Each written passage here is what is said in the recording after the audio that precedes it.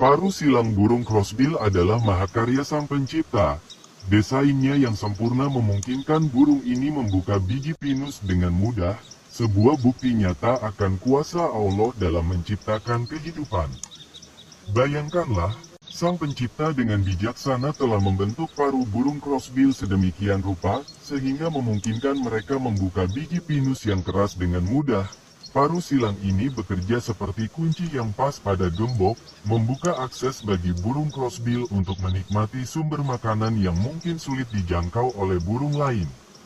Ketika kita mengamati burung crossbill, kita tidak hanya melihat sebuah makhluk hidup, tetapi juga menyaksikan keagungan Sang Pencipta, bentuk paruh yang begitu sempurna, fungsi yang begitu spesifik, dan ketergantungan yang begitu harmonis dengan lingkungannya. Semuanya adalah bukti nyata akan kuasa dan kebijaksanaan Allah.